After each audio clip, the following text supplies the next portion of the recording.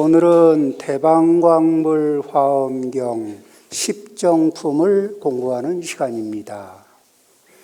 10정품 이러면 우리는 화엄경을 생각할 때는 화엄경은 월융한 경지에서 설해진 것이다.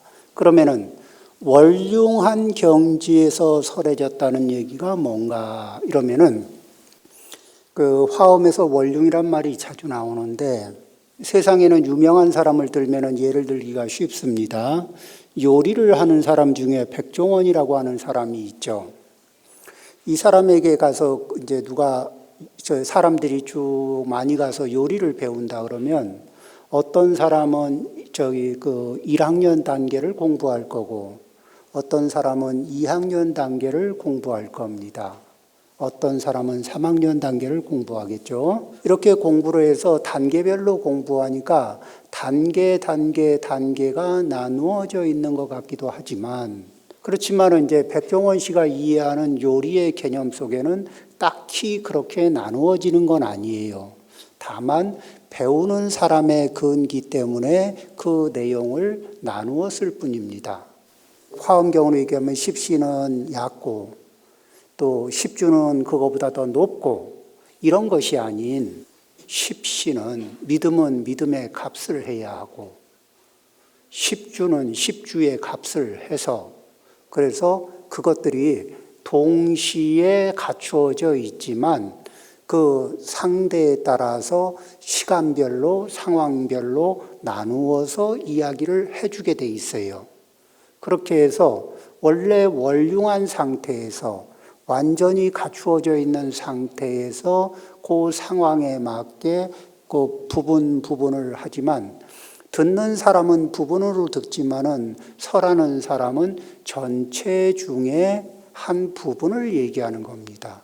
그러면서 전체의 한 부분을 얘기하면서 사실은 전체의 전체를 얘기하는 마음으로 하는 겁니다.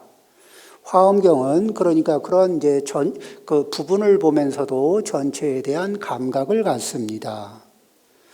화엄경은 이제 7처 9회의 설법이 있는데 7처 9회라는 것은 뭐냐면 처소가 설법이 이루어진 장소가 7군데 그리고 이 법회가 열린 횟수가 9번 그래서 7처 9회 처음에 보리도량 두 번째가 보광명전이죠. 그 다음에 세 번째가 도리천, 우리가 제석천이라고 하는 곳입니다. 네 번째 법회가 열린 데가 야마천, 도리천, 야마천, 도솔천이 있고 그 위에 타화자재천, 여기는 욕계천입니다. 그 다음에 욕계천을 지나서 다시 더 높은 경지에 십정품을 설하는 단계에서 두 번째 설법을 했던 보광명전으로 돌아옵니다. 그 다음에 또 이세간품이라고 하는 굉장히 큰 품을 설하는 그 자리에서도 다시 보광명전에서 그대로 설해요. 그러면은 왜 그렇게 보광명전은 세 번을 설하게 됩니다. 네 번, 그리고 맨 마지막은 서다름이라는 곳에서 이제 그 법회가 이루어집니다. 그러면은 여기에서 보광명전이라고 하는 것이 이제 이 어떤 뜻을 가지고 있냐면은 그 보광명전이라고 하는 처소에 대한 이름을 설명하는 데는 전통적으로 세 가지의 뜻을 가지고 있습니다. 어떤 뜻을 가지고 있느냐 하면 첫 번째, 그 넓을 보자의 보광명전인데 이 보광명전이 칠보로 이루어진 보배로 이루어진 전각이 그 보배의 광명이 빛을 발하면서 온 세계에 두루 쫙 미친다는 그런 의미에서 보광명전 이렇게 얘기도 하고요. 보광명전의 재료가 보석들이고 그 보석의 광명이 온 세계에, 온 법계에 들어간다 해서 보광명전. 두 번째 의미는 보광명전에 앉아서 부처님이 방광을 하십니다. 자, 이렇게 광명이 나는데, 광명이라는 거는 이게 불교에서는 무엇을 비유한 것이냐면은 지혜를 비유한 거예요. 지혜 광명이 두루두루 온 법계에 꽉 차서 넓게 꽉 채운다는 의미에서 보광명전, 방광, 이게 부처님의 지혜 광명이 온 세계에 두루하는 그러한 빛을 발한 장소다 해서 보광명전, 이렇게도 얘기한다는 거예요. 또 한 번, 또 이제 보광명전은 뭐냐면 보법을 설해서, 보법이라는 건 원륭한 법이죠. 원륭한 법을 설해서 그 원륭한 법의 그 법문의 광명이 온 법계에 들어온다. 이런 뜻으로 또 보광명전 이렇게 얘기를 합니다.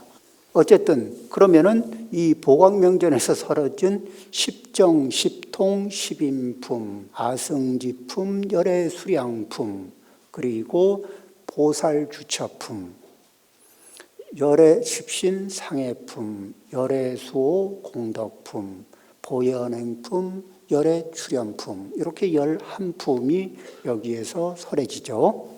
이 이전이 무슨 품이냐 그러면은 십지품입니다.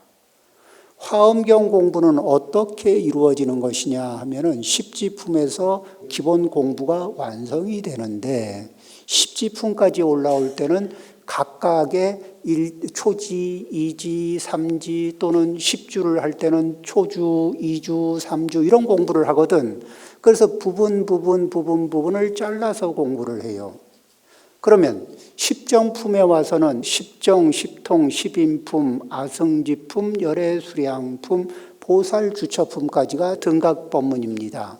그러면 이 등각법문이 어떤 내용이냐, 무엇을 하는 거냐 그러면은 십신에서부터 시작해서 전통적으로 십신의 초신이 어떤 위치이냐 하면은 옛날 이렇게 경에 정통했던 분들이 하시는 말씀이, 초신은 수다원가의 수행 수준과 같다. 다만 발심의 특징이 다르다. 그 수행의 수준은 수다원이지만 발심은 성불을 목표로 발심을 한 거라는 거죠. 이 수다원은 아라한이 되기 위해서 수행을 합니다. 그런데 초신위의 보살은 성불을 하기 위해서 공부를 합니다. 우리가 비구 250개는 무엇을 위해서 제정된 것이냐? 더 이상 이 3개의 고락, 3계에서 주어지는 고락의 영향을 받지 않고 그것들에게 흔들리지 않으면서 3계를 벗어날 수 있는, 즉 아라한 과위를 얻고 3계를 벗어날 수 있는 기반이 되는 그러한 그것을 목표로 해서 계법이 제정이 됐죠. 그럼 법망경은 어떻게 제정이 됐느냐? 법망경은 성불을 목표로 설해진 계법입니다. 이렇게 해서 계법이 설해진 그 목적 자체가 다르듯이 이렇게 십신에서 초신의 수행계의가 수다원가와 비슷하지만 수행의 정도가, 수다원가에서 무엇을 시작하냐면 무아를 이해합니다. 무아를 이해하고 시작합니다. 그래서 수다원도 그대가 금강경에서도 그런 이야기를 합니다. 그대가 자기가 수다원 거를 얻었다고 생각하느냐? 그러면 수벌이가 아니옵니다. 그렇죠? 이렇게 무아를 증득했기 때문에, 무아에 대한 이해가 깊기 때문에 그와 같은 수다원이 그와 같은 그 바탕 위에서 무아를 이해하고 무아를 체득해가는 과정 속에서 수행이 이루어지고 있다는 거죠. 자, 그런데 그 위에서 그럼에도 불구하고 번뇌도 많고, 번뇌의 습기도 많고, 분별도 많고, 분별의 습기도 많고, 무명은 두텁고, 무명의 습기도 만만치 않고, 이것이 이제 중생의 살림살이입니다. 열애출연품에서 하시는 말씀이 기이하고 기이하도다. 일체 중생이 모두 열애의 지혜 덕상을 갖추고 있건만 망상 집착으로 말미암아 그 역량을 쓰지 못하는구나, 이런 이야기가 있죠. 그러면은 그것이 무엇이냐? 우리가 사람으로 얘기하자면은 팔다리가 다 멀쩡하게 다 있는 사람인데, 누구는 이렇게 활동을 자유자재로 편안하게 하고, 어떤 사람은 팔다리를 편안하게, 몸을 편안하게 잘 쓰지를 못합니다. 그런 것은 뭐예요? 몸 안에 어느 부분에 기능을 장애하는 요소들이 구석구석 있다는 얘기죠. 그 몸의 기능을 방해하는 요소가 있듯이 우리가 본래 갖추고 있는 불성이 정상적으로 작동하는데 방해를 주는 것들이 있습니다. 그것이 번뇌이고 그것이 분별이고 그것이 무명인데, 그러면은 불성이 그것들을 극복할 능력이 없습니까? 있지요. 그런데 왜 중생은 중생 노릇을 합니까? 간단합니다. 중생은 자기 번뇌에 집착하고, 그래서 자기 번뇌를 놓아주질 않습니다. 중생은 자기 분별을 집착합니다. 그래서 자기 분별을 놓아주지를 않아요.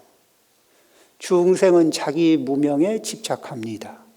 그래서 그 무명을 놓아주지를 않아요.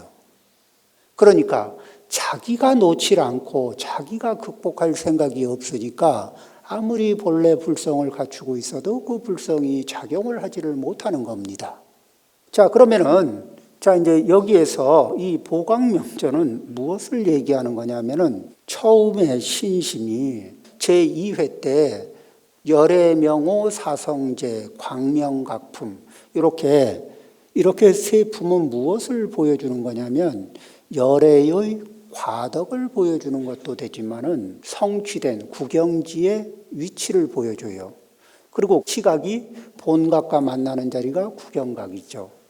구경각을 바라보면서 중생이 자기의 불성, 자기 본성의 본각을 꿈틀거리게 하고, 그러면서 부처님의 과위를 신뢰하면서, 그래서 믿음이 이제 저 과위를 얻을 수 있는 그 불성이 움직이기 시작하는데, 수행은 왜 하느냐?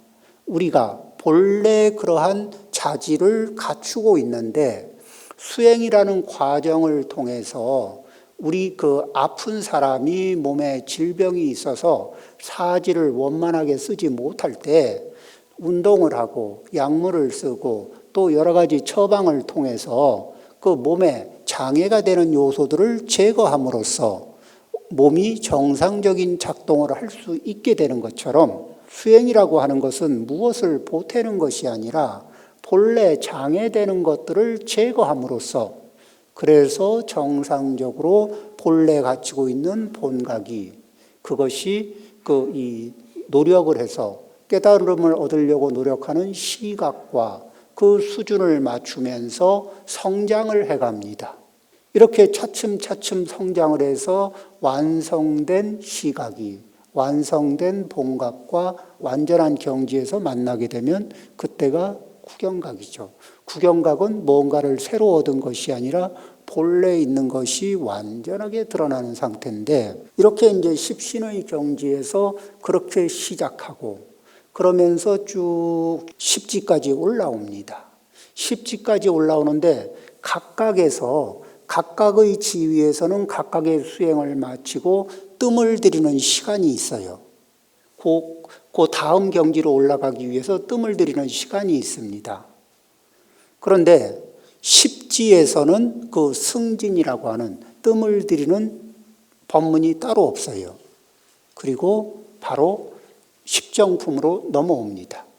그럼 이 십정품이 하는 그 십정품, 십통품, 십인품, 이쪽에서 설해지는 법문의 특징은 무엇이냐면은, 십신에서부터 십지까지 익혔던 법문을 한 테이블에 올려놓고 그것을 융합할 수 있는 과정으로 들어가는데, 그걸 융합해내는 그 바탕이 무엇이냐? 10가지 선정입니다. 10정이 처음입니다. 이 삼매력으로 전체를 다 올려서 다시 십신에서부터 이 십지까지를 전체를 통으로 뜸을 들이면서 전체를 통으로 이렇게 버물리는 거예요. 그걸 버무릴 수 있는 품이 이제 그 등각의 위치가 되죠.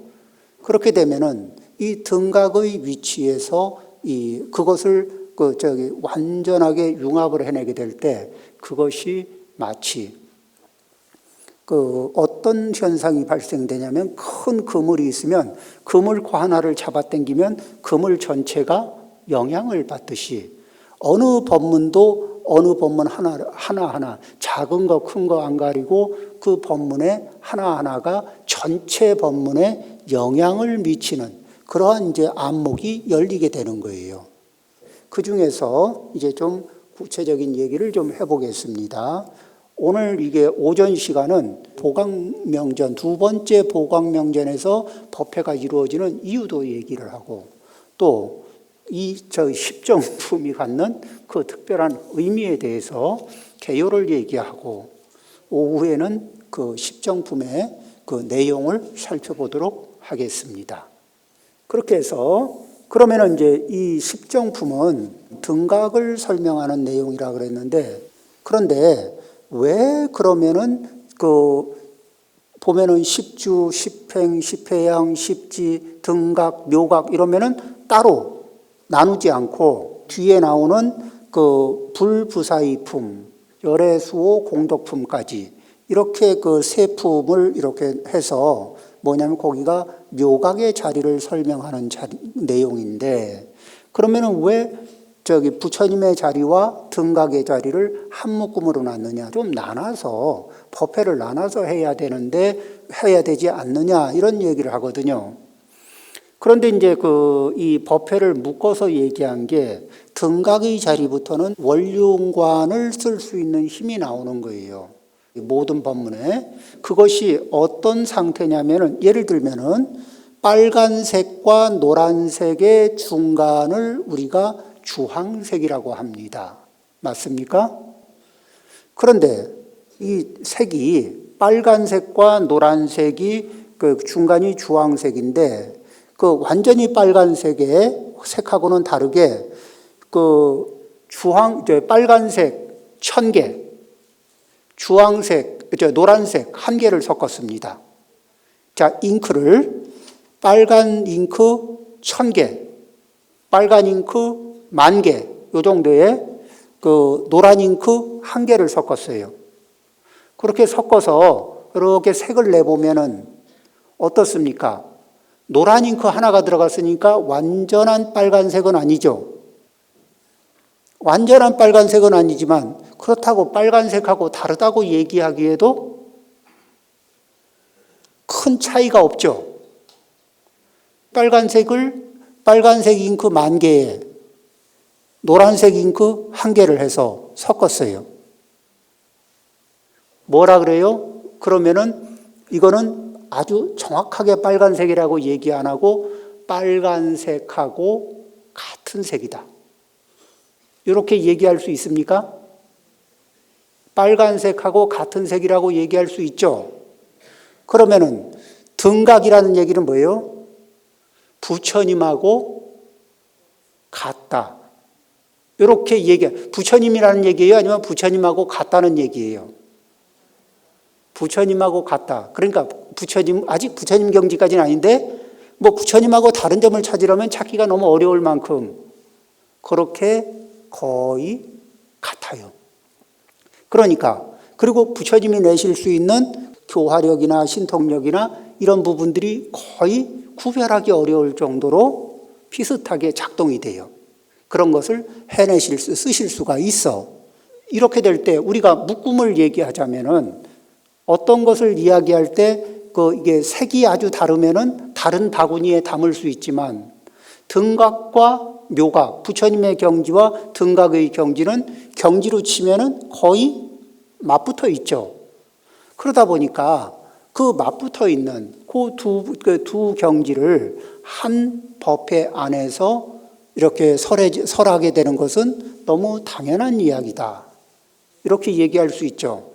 그 다음에 십지품은 따로 뜸을 들이는 것이 없는데 각각의 지위에서는 각각의 다음 단계로 올라가기 위해서 뜸을 들이는 승진이라는 법문이 있는데 십지는 십지품의 마지막 제10지가 법문이 끝나고 나서는 제10지만을 뜸을 들이는 게 아니고 전체를, 불법 전체를 통으로 뜸을 들이는 문제이기 때문에 성격이 달라집니다.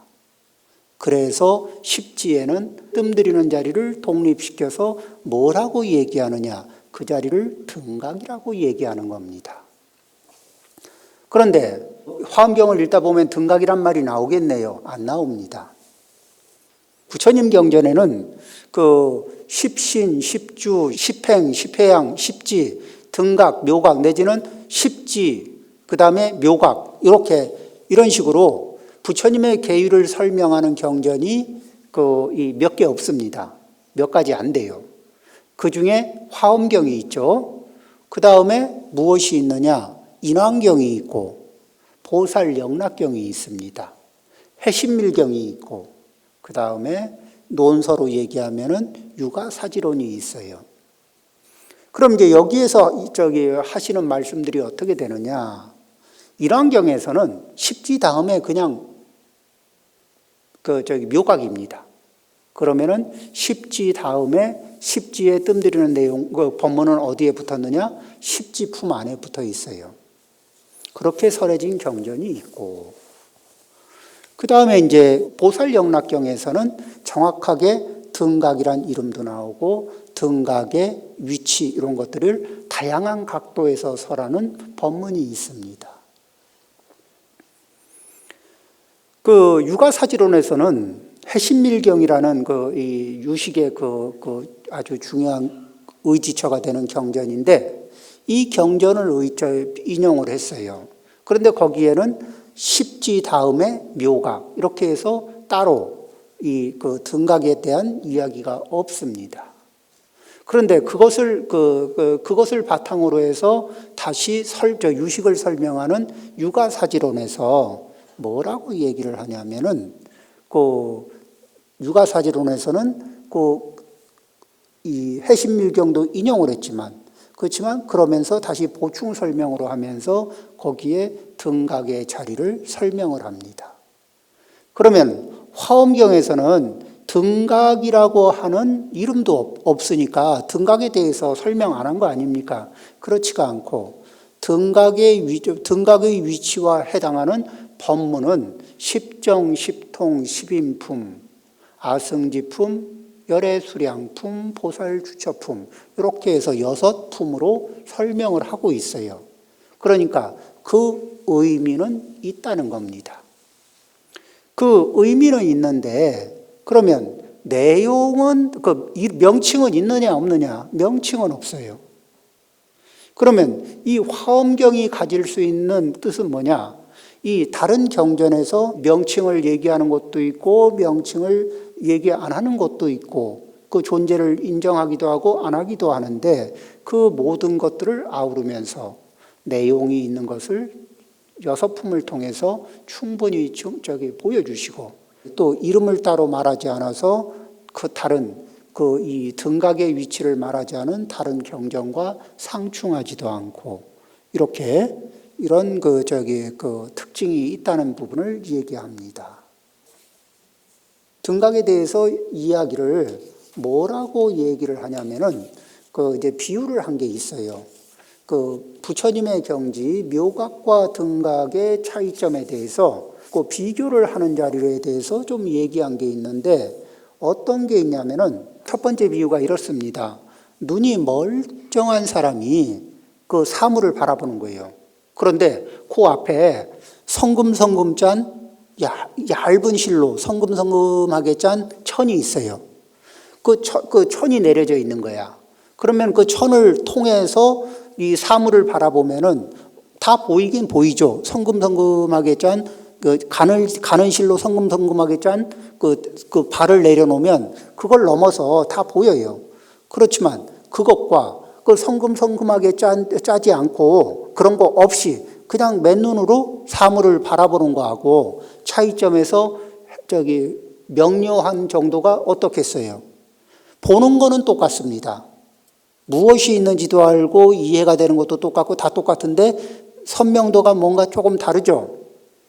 그런 부분이 이제 이런 비유가 하나 있고 뭐라고 얘기하냐면 화공이 그림을 그리고 색을 칠하고 다 하는데 뭐냐면은 가장 중요한 색 하나를 덜 칠한 것과 가장 중요한 색을 모두 칠한 것처럼 그 마지막 완성도에서 약간의 차이가 나는 그런 그 비유로서 이야기한 것도 있습니다.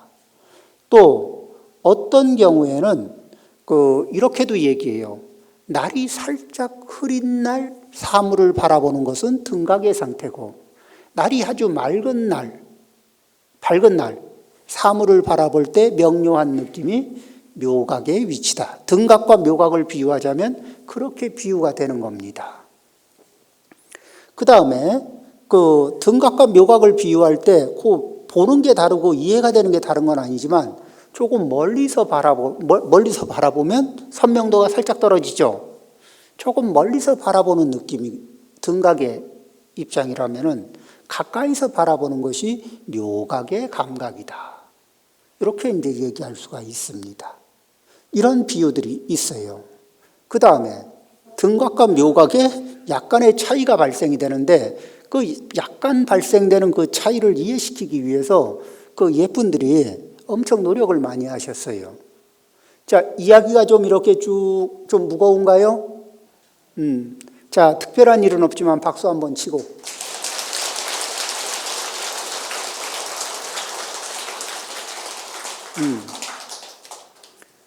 자, 이렇게 여러 가지로 어떤 이야기냐면은 이제 눈에 크게 문제는 없지만 눈이 조금 침침한 사람, 왜 눈이 약간 이렇게 피곤한 상태에서 그 사물을 바라볼 때 하고 눈이 건강한 상태에서 이런 사물을 바라볼 때 같은 사물을 바라보고 이해가 동일하겠지만은 그래도 뭔가 모르게 약간의 차이가 발생이 될 수 있겠죠. 그런 정도로 이렇게 이제 비유해서 설명을 합니다. 그러니까 이 등각과 묘각은 뭐예요? 모든 자리에서 그리고 이렇게 해서 이제 무엇을 완성시켜 나가냐면은 등각의 자리는 십신에서부터 등각까지는 불과를 이루기 위한 부처님의 과의를 증득하기 위한 인행, 원인과 결과 중에서 원인의 위치에서 원인의 조건들이 꽉 찬 자리예요. 그리고 그 원인의 조건들이 이제 상호작용을 일으키면서 완성되어 있는 상태입니다. 완성된 자리에서 바라보는, 그래서 거의 부처님과 같은데 여기에서 이제 이 상태에서 어떻게 업그레이드를 해야, 어떻게 정진을 해야 그 한층 남은 그 벽을 돌파하고 부처님의 경지로 진입할 수 있느냐. 이런 이제 마지막 이 관문이 되는 공부, 요 부분에 대한 미천을 지금 이제 얘기하는 것이 십정품부터 이루어지는 내용입니다. 자, 그렇게 해서 십정품에 대한 개요는 대략 이와 같습니다. 그래서 그러면 우리는 어떻게 공부를 하느냐? 일반 이제 이렇게 불자님들은 화엄경을 공부할 때 신심을 일으켜야 돼요. 어떻게 신심을 일으키느냐? 그냥 내가 생으로 신심을 일으키면 일어나느냐? 안 일어나죠. 그러면은 어떻게 일어나요? 그 신심을 일으키게 하는 그 자리가 세주묘원품에서부터 비로자나품까지가 부처님이 성도하시면서 보여주시는 장엄한 모습입니다. 내 삶의 목표이고 내가 성취할 궁극의 경지를 이 부처님이 세주묘원품에서부터 이 비로자나품까지 해서 보여줍니다. 그래서 그러면 어떻게 의지하고 나갈까요? 이렇게 물어볼 적에 열의 명호 사성제, 열의 명호, 부처님의 명호를 하나하나 들면서 어느 나라에서는 이렇게 부르고 저렇게 부르고, 또 사성제품은 어느 세계에서는 뭐라고 사성제를 부르고 뭐라고 사성제를 얘기하고 이렇게 얘기하는데, 그 얘기들을 쭉 따라서 들어보면은 어떤 내용이냐 그러면 사성제가 참 다양한데, 중생은 각각 자기 번뇌가 강한 것에 따라서 자기의 사성제가 있는 법입니다. 그렇죠? 분노가 심한 사람에게는 분노를 중심으로 하는 사성제가 작동이 돼야 될 거고, 탐욕이 많은 사람은 탐욕을 중심으로 해서 탐욕을 극복하는 사성제가 있을 거고, 그렇겠죠? 그래서 화엄경에 왜 그렇게 많은 사성제의 이름이 있는가? 그 모든 내용들을 살펴보면서 그 내용이 뭐예요? 이런 것이 내 본성에, 본각 안에는 이미 그런 것들이 다 갖추어져 있는데 그것을 자각합니다. 자각하고 갖추어져 있지만 작동하지 않는 것을 안타까워하고, 그리고 그 마음으로 그 작동을 시켜야 되겠는데 어떻게 작동을 시키면 좋을지 모르겠다, 이런 안타까운 마음이 있을 때, 그래서 그 보살 문명품에서 이 문수보살이 질문을 합니다. 여러 보살님들에게 질문을 다양하게 해요. 그럴 때 그 질문이 나의 질문이 되게, 십신의 그 특징은 어떤 것이 있느냐? 신락 그리고 호기심입니다. 믿고 좋아하는 겁니다. 열애의 경지를, 부처님의 경지를 믿고 좋아해요. 그리고 궁금해합니다. 호기심을 갖습니다. 어떻게 하면 할 수 있지? 어떻게 하면 나도 될 수 있지? 그리고 당장 부처님이 되지는 못해도 한 단계 업그레이드는 어떻게 하면 할 수 있지? 이렇게 호기심을 갖고 궁금증을 갖습니다. 이렇게 강한 호기심, 강한 궁금증을 갖게 되면은 문수보살님이 하나하나 묻고 각각의 보살들이 하나하나 대답을 해주는 그 내용이 나의 질문이 되고 나의 해답이 되는 겁니다.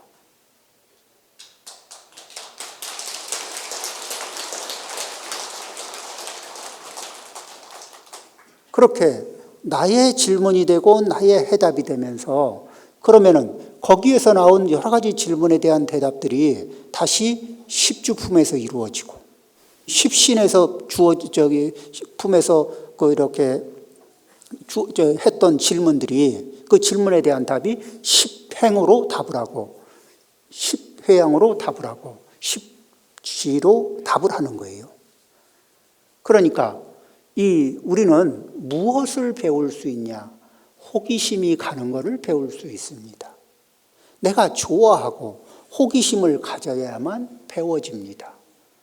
좋아하지도 않고 호기심도 없는 것은 아무리 내 곁을 스쳐가도 인연이 없습니다. 그래서 이 십신품에서 우리는 보살 문명품, 또 정행품, 이와 같은 경전에서 우리는 믿음도 일으키고 좋아하는 마음도 일으키고 그리고 호기심도 일으켜서 우리의 일상생활에서 내 신구이 삼업을 잘 활용하는 그러한 묘한 지혜를 작동시키면서 우리는 우리가 가지고 있는 본래 본각의 자리를 움직였어요. 그렇게 해서 부처님의 경지, 묘각, 구경지까지 다다르려고 노력을 하는, 번뇌에 찌든, 그래서 초라한 인간이 어디까지 위대해질 수 있는가를 보여주는 경전, 화엄경입니다. 자, 그러면은 이렇게 해서 개요는 여기에서 마치고, 오후에는 십정품의 10가지 선정이 어떤 내용인지에 대해서 살펴보는 시간을 갖겠습니다. 마치겠습니다. 너무 영서